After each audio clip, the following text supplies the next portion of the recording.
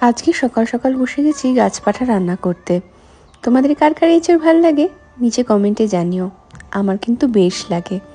রান্নার মাসি যথারীতি আজকেও আসেনি, বোধহয় শরীরটা খুব খারাপ হয়েছে। দেখো, সেই দুঃখে আমার চোখে জল। আসলে পেঁয়াজ কাটতে গিয়ে চোখে জল চলে এসছে। জলে ভিজিয়ে রাখলে পেঁয়াজ কাটলে চোখে জল আসে না, কিন্তু মাটিতে বসে পড়ার পর মনে পড়লো জল নিয়ে আর বসা হয়নি। একটু সেদ্ধ বসিয়ে দিলাম নুন হলুদ দিয়ে এঁচড় আর আলু, আর মাঝখানে একটু ফল খেয়ে নিচ্ছি। ওই দেখো, নতুন একটা পার্সেল এলো। এই ওপর নিচ করাটা যে প্রেগনেন্ট অবস্থায় কি কঠিন, যারা করে তারাই বুঝতে পারে। নড়াচড়াই দায় হয়ে যায়। সেদ্ধ হয়ে গেছে। এবার কড়াইয়ে তেল গরম করে পেঁয়াজ কুচি দিয়ে ওই নুন আর একটু লবণ দিয়ে আদা রসুন বাটা এবং সব মশলা দিয়ে, রোজকার যা মশলা লাগে আর কি, ভালো করে কষিয়ে নিয়ে তার মধ্যে ওই এঁচড় আর আলুটাকেও দিয়ে দিলাম সেদ্ধ করা। ব্যাস, তারপর আপন গতিতে হয়েও গেল।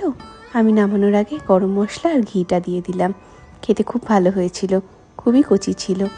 কিছুটা রেখে দিয়েছি, বাবা মা খাবে, আর কিছুটা আমাদের জন্য। পুজো দেব, ফুল তুলে নিলাম। পুজোও শেষ। প্রত্যেক দিনের কাজ আমার। পুজোর পরে তারপরে লাঞ্চ নিয়ে বসা। আজকে দুপুরের মেনু কী করেছি সেগুলো তোমাদেরকে একবার দেখিয়ে নিলাম।